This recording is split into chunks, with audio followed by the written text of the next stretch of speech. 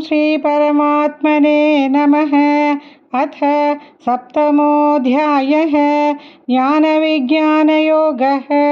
श्रीभगवानुवाच मय्यासक्तमनः पार्थ योगं युञ्जन्मदाश्रयः असंशयं समग्रं मां यथा ज्ञास्यसि तच्छृणु।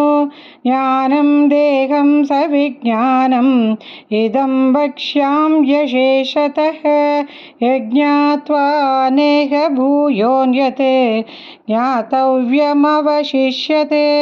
मनुष्याणां सहस्रेषु कश्चिद्यतति विसिद्धये यततामपि सिद्धानां कश्चिन्मां वेत्ति तत्त्वतः। भूमिरावो प्रापो नलो वायुः खं मनो बुद्धिरेव च अहङ्कार इति यं मे भिन्नाः प्रकृतिरष्टधा। अपरे यमितस्त्वन्यां प्रकृतिं विद्धि मे परां जीवभूतां महाबाहो ययेदं धार्यते जगत् एतद्योनीनि भूतानि सर्वाणीत्युपधारय।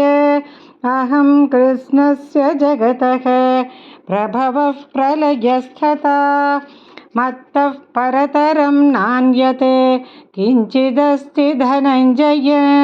मयि सर्वमिदं प्रोक्तं सूत्रे मणिगणा इव रसोऽहमप्सु कौन्तेय प्रभास्मि शशिसूर्ययोः। प्रणवः सर्ववेदेषु शब्दः खे पौरुषं नृषु पुण्यो गन्धः पृथिव्याञ्च तेजश्चास्मि विभावसौ। जीवन् सर्वभूतेषु तपश्चास्मि तपस्विषु बीजं मां सर्वभूतानां विद्धिं पार्थ सनातनं। बुद्धिर्बुद्धिमतामस्मि तेजस्तेजस्विनामहं बलं बलवतां चाहं कामरागविवर्जितं। धर्माविरुद्धो भूतेषु कामोऽस्मि भरतर्षभ। ये चैव सात्विका भावाः राजसा तामसाश्च ये मत्त एवेति तान् विद्धि न त्वं तेषु ते मयि। त्रिभिर्गुणमयैर्भावैः येभे सर्वमिदं जगत् मोहितं नाभिजानाति मामेभ्यः परमव्ययं। दैवी ह्येषा गुणमयी मम माया दुरत्यया मामेव ये प्रपद्यन्ते मामेतान्तरन्ति ते।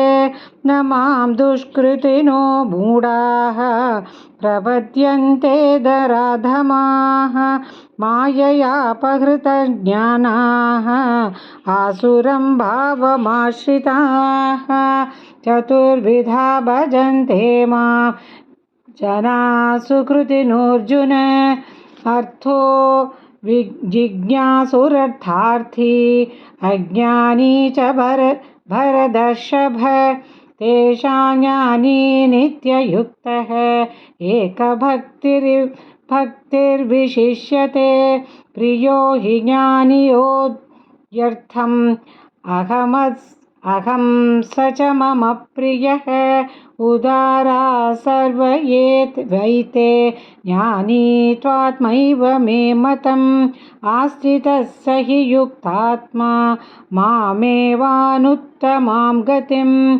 बहूनां जन्मनामन्ते ज्ञानवान् मां प्रपद्यते। वासुदेवः सर्वमिति स महात्मा सुदुर्लभः। कामैस्तैस्तैर्हृदज्ञानाः प्रपद्यन्तेऽन्यदेवताः। तं नियममास्थाय प्रकृत्या नियता स्वया यो यां तनुं भक्तः श्रद्धयार्चितुमिच्छति तस्याचलां श्रद्धां तामेव विददाम्यहं सतया श्रद्धया युक्तः तस्याराधनमीहते लभते च ततः कामान् मयैव विहितान् हितान् अन्तवन्तु फलं तेषां तद्भवत्यल्पमेधसां देवादेवयजो यान्ति मद्भक्ता यान्ति मामपि अव्यक्तं व्यक्तिमापन्नं मन्यन्ते मां बुद्धयः परं भावमजानन्तः ममाव्ययमनुत्तमं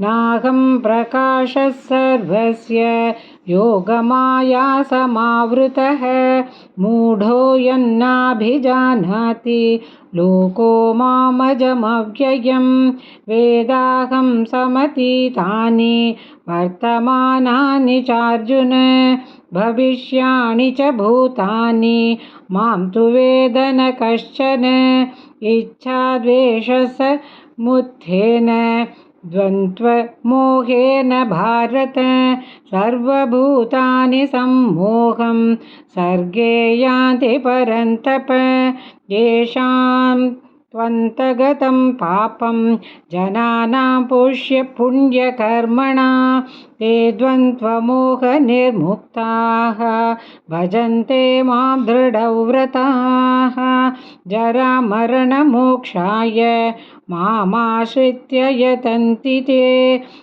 ब्रह्म तद्विदुः कृत्स्नं दुःखकृत्स्नम् अध्यात्मं कर्म चाखिलं साधिभूताधिदैवं मां साधियज्ञं च ये विदुः प्रयाणकालेऽपि च मां ते विदुर्युक्तचेतसः ॐ तत्सदिति श्रीमद्भगवद्गीतासु उपनिषत्सु ब्रह्मविद्यायां योगशास्त्रे श्रीकृष्णार्जुनसंवादे ज्ञानविज्ञानयोगो नाम सप्तमोऽध्यायः सर्वधर्मान् परित्यज्य मामेकं शरणं व्रज अहं त्वा सर्वपापेभ्यः मोक्षयिष्यामि मा शुचः।